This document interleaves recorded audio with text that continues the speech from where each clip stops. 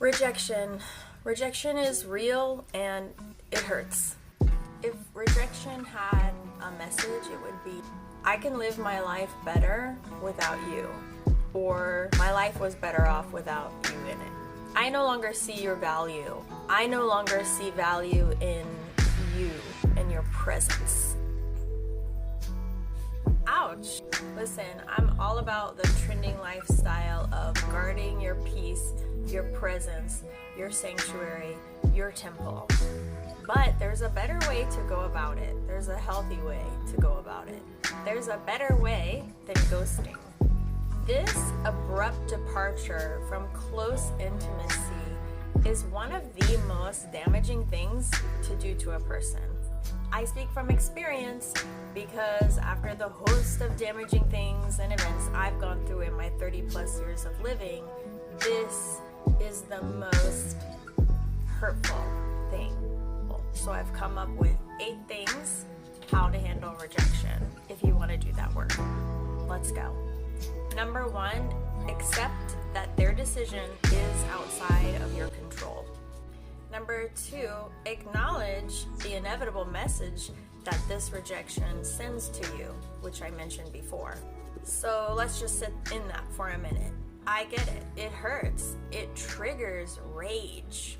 It triggers anger, rage that you want to act on. Don't suppress that feeling. Face it. Notice the difference between acknowledging an emotion that's natural and normal versus emotions to act on. 2 very different things. That emotion you might want to act on is hurting them back or shutting down and living life as if I didn't need them anyway. It might even lead to wanting to hate them. But after acknowledging this emotion versus acting on it, number 3, now I want you to take those emotions and give life to them. Not acting on it, but writing them down. Talking to a safe person or a professional.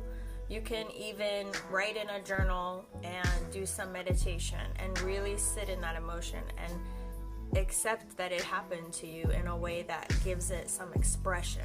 You can dance it out. You can work out. Voice note it. Blog it. Face it.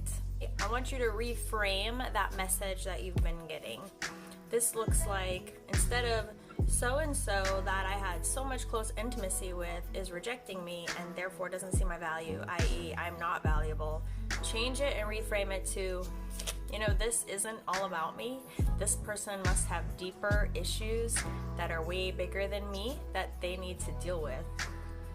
Also, it's okay to receive the message, this person chose to handle this in a way that is unfortunately really damaging, and that was their choice. Number 5, what do we do with things that we can't control? Well, we pray for them and release that anger that you have just expressed in some sort of written, verbal, or healthy way. Release that anger to God and pray for them and try to activate some compassion.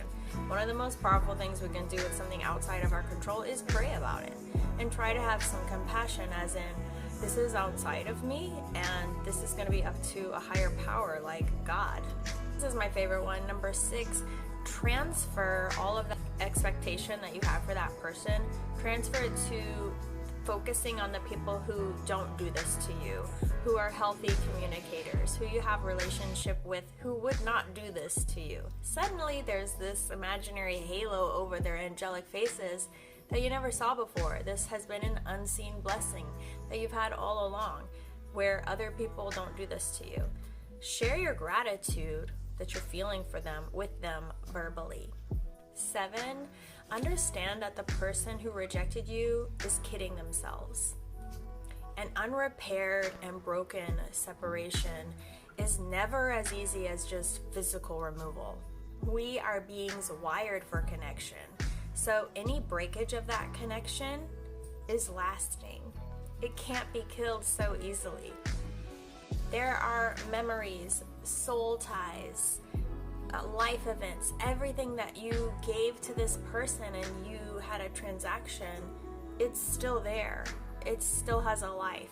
These things that you gave and exchanged are the very things that are likely going to haunt this person because they can't die. Number 8, remember, you are not responsible for this person's wounds, their actions, their behaviors, their trauma, whatever it is that is going on inside of them to have this behavior and choose it. You can only choose to confront it in a healthy way and then do what's in your power for your person, for yourself.